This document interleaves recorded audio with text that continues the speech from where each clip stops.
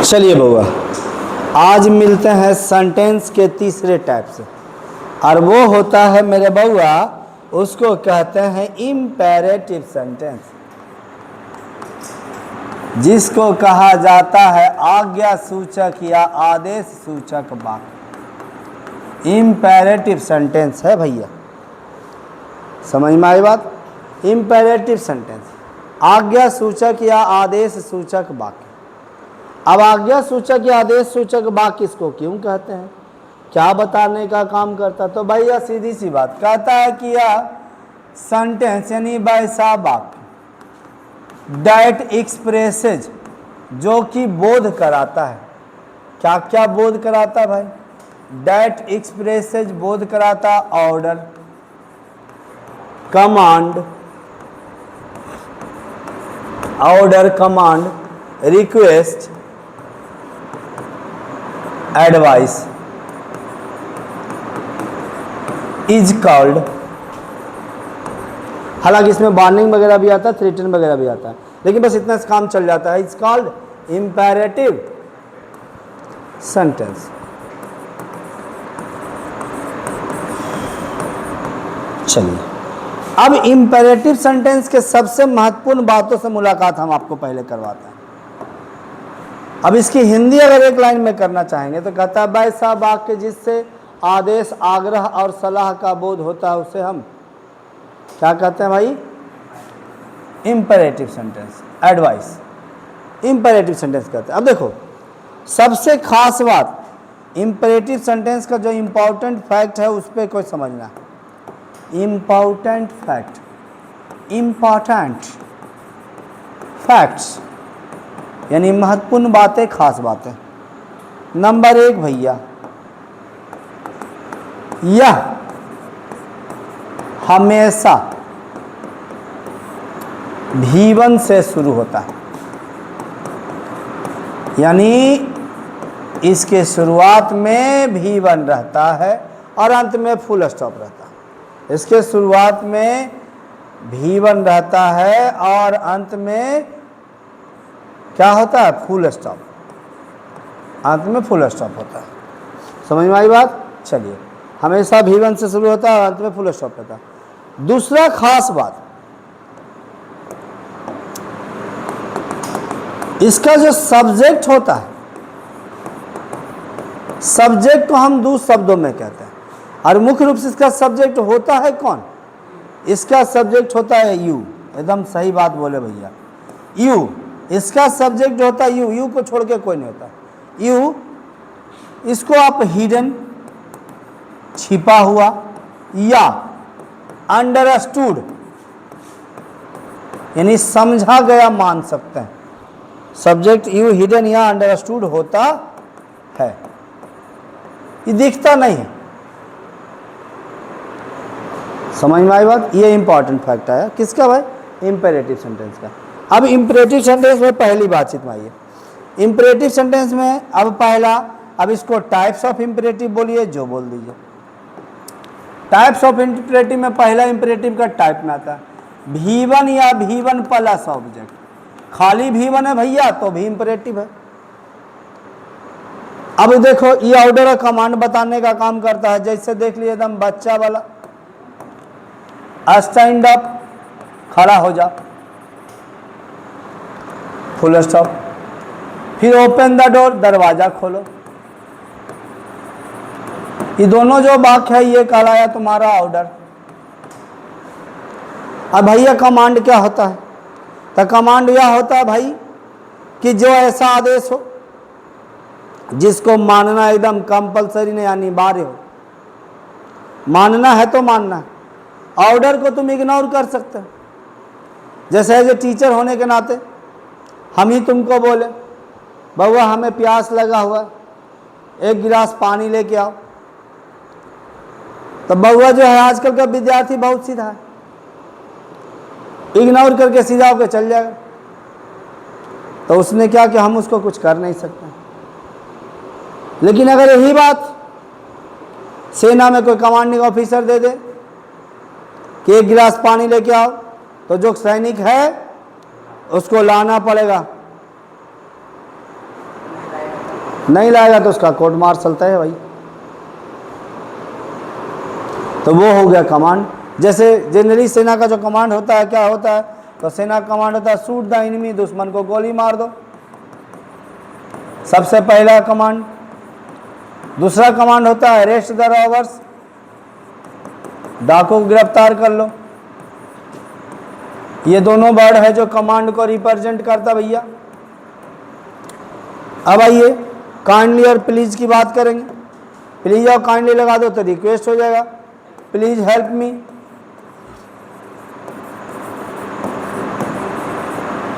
Please help me या help me please, ये दोनों बातें अगर बात करेंगे तो दोनों का दोनों तुम्हारा रिक्वेस्ट है। फिर देखिए इसमें काइंडली, कोई ऐसे भी बोल देता है काइंडली हेल्प मी, मेरी मदद करो। ये तीनों का तीनों जो वाक्य हो गया ये कहलाया तुम्हारा रिक्वेस्ट। क्या कहलाया? रिक्वेस्ट। अब आइए ऑर्डर हो गया, कमांड हो गया, रिक्वेस्ट हो गया। ऑर्डर हो गया, कमांड हो गया और रिक्वेस्ट हो गया। इसके अलावा जो है उसको समझिए। इसके अलावा क्या समझना? एडवाइस। क्या भाई? डॉक्टर रोज एडवाइस देता है अपने किसको? पेशेंट्स को। Take medicine in time. भाई समय पे दवा लो तभी तो फायदा करी है। Take medicine in time. दूसर का हम लोग विद्यार्थी शिक्षक को शिक्षक जो है वो विद्यार्थी को सलाह देते हैं क्या भाई? वर्क हार्ड, कठिन परिश्रम करो। दूसरा सलाह देते हैं रिवाइज योर लेसन्स, जो विद्यार्थी शायद ही मानता है। रिवाइज योर लेसन्स, अपने पाठ को रिवाइज करो। ये तीनों एडवाइस हो गया भाई। अब अगर आपके मन में सवाल उठ रहा होगा कि सर सी और एसी, तो सी जब अंत में है तो ये नाउन है और एसी रहेगा तो भाव होगा। एडवाइस माने सलाह, एडवाइस माने सलाह देना, एसी रहेगा तो सलाह देना। समझ में आई बात? हम यहाँ सी लिखें। अब ये पहली बातचीत आई। दूसरी बातचीत में आइए, अगर इंपरेटिव सेंटेंस देखिए कुछ इस प्रकार से शुरू हो। इंपरेटिव सेंटेंस कुछ इस प्रकार से शुरू हो। किस प्रकार शुरू होगा? तो डू नॉट या डोंट, डू नॉट या डोंट प्लस V1 और प्लस ऑब्जेक्ट या अदर वर्ड। अब ऐसा भाई तो देखो वो तो ऑर्डर कमांड रिक्वेस्ट का बोध कराया ही, क्या बात कराएगा? तो ये बात कराता है, मुख्य रूप से ये बताने का काम करता है प्रिवेंशन। प्रिवेंशन यानी रोकथाम या प्रोहिबिशन। ये हो गया। प्रोहिबिशन का मतलब होता है निषिद्ध, निषेध जिसको बोलते हैं। अब जैसे मान लीजिए आपको कहा, इसको नेगेटिव इंपरेटिव भी हम लोग कह सकते हैं क्योंकि नेगेटिव देगा।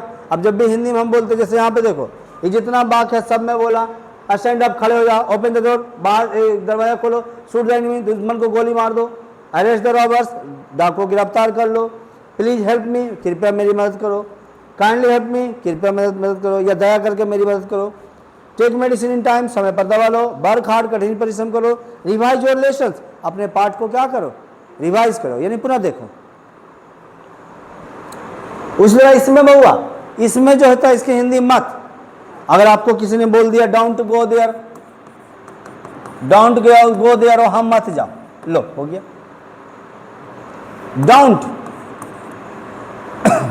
Don't move in the sun, धूप में मत चलो। डोंट वॉक फास्ट, तेज मत चलो। अगर कोई बोल दिया डोंट वॉक फास्ट मतलब तेज मत चलो। फिर बोल सकता है डोंट टच दिस वायर, इस तार को मत छुओ। तो यहां पे मत, डोंट लग गया मतलब मत, यानी रोक दिया भाई। अक्सर देखो जो फेमस वाला तो हम लिखबे नहीं किया अभी, अब फेमस है डोंट स्मोक हियर, यहां धूम्रपान मत करो, या खाली डोंट स्मोक। कभी कभी लिखा रहता है डोंट स्मोक या डोंट स्मोक हियर, यहां धूम्रपान मत करो, यानी यहां सिगरेट वगैरह नहीं पियो। तो ये भी इंपरेटिव सेंटेंस। अब इंपरेटिव सेंटेंस का एक अलग पॉइंट आता है। अलग पॉइंट क्या आता है तो वो भी समझ लीजिए। इंपेरेटिव सेंटेंस को जब हम समझे तो एक और पॉइंट आया जिसमें है लेट से शुरू होने वाला, लेट से शुरू। अब लेट से शुरू तो क्या भाई, तो लेट से शुरू ऐसे रहता है, लेट प्लस ऑब्जेक्ट और ऑब्जेक्ट के बाद आया V1 अब plus object, sorry V1 plus other word या ऑब्जेक्ट कुछ भी रह सकता है, कोई दिक्कत नहीं है, ऑब्जेक्ट भी रह सकता है या अदर वर्ड भी रह सकता है, लेकिन यहाँ पे पहले लेट में ऑब्जेक्ट रहेगा भाई। अब कहानी यह आती है कि लेट जो है, लेट का मतलब क्या होता है, तो वास्तविकता में आपको बता दूं, लेट का मतलब होता है, इस लेट का मतलब होता है टू अलाउ, अनुमति देना, टू अलाउ अनुमति देना, टू अलाउ या टू परमिट, अनुमति देना। यही वजह है कि कहीं भी जगह कमरा खाली रहता है तो लोग लिखते हैं टू लेट, यही टू लेट लिखा रहता है, देख लीजिए, डायरेक्टली लिख देते हैं लोग टू लेट, मतलब आइए हम आपको अनुमति दे रहे हैं, टू लेट, हम आपको अनुमति दे रहे हैं, आइए हमारे पास रूम खाली है, कमरा खाली है, तो ये अनुमति देने के लिए टू लेट लिखा रहता है, ना कि ये सूचना पट है। अब लेट की कुछ खास बातें से हम आपको मुलाकात करवाते हैं, जिसमें लेट में देखिए, लेट के बाद तो ऑब्जेक्ट आएगा, लेकिन सबसे पहले खास बात जो आपको मुलाकात कराते हैं वो कुछ इस प्रकार से, देखिए लेट के बाद बउआ अगर मी आ गया और उसके बाद आ गया तुम्हारा V1, लेट के बाद मी और आ गया तुम्हारा V1, तो ये बताने का काम करता है रिक्वेस्ट या विश, इच्छा। जैसे देखो है ना, फिल्मों में एक डायलॉग सुने होंगे, एकदम बहुत फेमस वाला डायलॉग है, खास करके विलन लोग के सामने, विलन लोग के सामने जो अबला नारी होती है, महिला लोग, हाँ मुझे छोड़ दो, एकदम सही बात बोले भाई, लेट मी लीव, मुझे छोड़ दो। अगर यही बोलेंगे लेट मी गो, मुझे जाने दो, मुझे छोड़ दो, मुझे जाने दो, एकदम रिक्वेस्ट है। अगर यही लिखते हो लेट मी फिनिश, यानी मुझे पूरा करने दो। कभी कभी लोग बोलते let me finish my words, यानी मेरे शब्दों को हमको पूरा करने दो। समझ में आई बात? तो लेट के बाद मी आ रहा है, ये अलग मैटर। अब आइए अगली कहानी, लेट के बाद क्या आता है, ये बड़ा मायने रखता है भाई, बहुत खतरनाक है ये लेट। अब देखिए दूसरी कहानी, इस लेट के बाद अगर आपने लगा दिया एस और प्लस बउआ V1, तो ई बताने का काम करता प्रोपोजल, प्रस्ताव या सजेशन, सुझाव। प्रपोजल या सजेशन देता है, ताकि लेटेस्ट ऐसे नहीं, लेटेस्ट ऐसे भी लिखा था और लेट्स ऐसे भी लिखा था, लेट्स प्लस V1, ये दोनों बताने का काम करता प्रपोजल या सजेशन। अब इसको हम लोग आगे बढ़े तो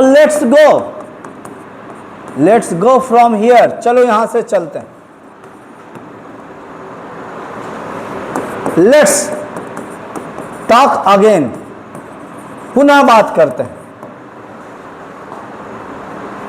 let's us discuss the matter, यानी मैटर को डिस्कस करते हैं। फिर आइया कोई बोला लेट अस डांस टुगेदर, चलो मिलकर नृत्य करते हैं, नाचते हैं। लेट के बाद अस वाली बात आई, देख रहे हैं, लेट के बाद मी आया तो क्या बता रहा, लेट के बाद अस आ रहा तो क्या बता रहा, सुझाव है। फिर देखिए इसी लेट में बहुआ अगली लेट की कहानी को समझिए। इस लेट के बाद अगर आप थर्ड पर्सन, यानी किसी व्यक्ति का नाम हमने राम लिख दिया, हिम लिख दिया, हर लिख दिया और लिख देते बहुआ थर्ड पर्सन, यानी ऑब्जेक्ट ही रहेगा, क्योंकि लेट के बाद एकदम हर हाल में ऑब्जेक्ट आता, कभी सब्जेक्ट आता नहीं है, ये भी ध्यान रखें। तो लेट प्लस थर्ड पर्सन, उसके बाद V1 प्लस ऑब्जेक्ट, ऑब्जेक्ट रहे या ना रहे V1 तो रहेगा भाई। चलिए यहाँ तक कहानी आई, ये बताने का काम करता ऑर्डर, आदेश देता। अब जैसे मान लिया जाए, ठीक है। एक HM अपने प्यून को कह सकता है लेट हिम कम इन, या लेट, चलो भाई उसका ही नाम लिख दे, लेट विष्णु कम इन, विष्णु को अंदर आने दो। लेट हर गो होम, उसे घर जाने दो, बन गया।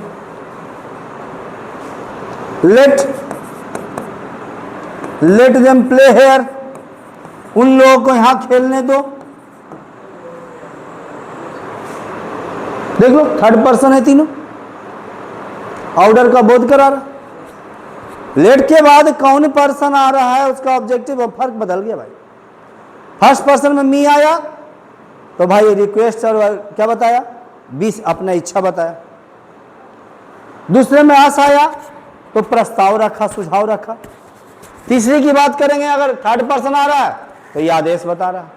लेकिन सबसे बड़ी तारीफ की बात है कि कभी जीवन में ही भूल से भी गलती मत करना कि लेट के बाद यू मत लगा देना भाई, क्योंकि लेट के बाद यू हमेशा होता है गलत।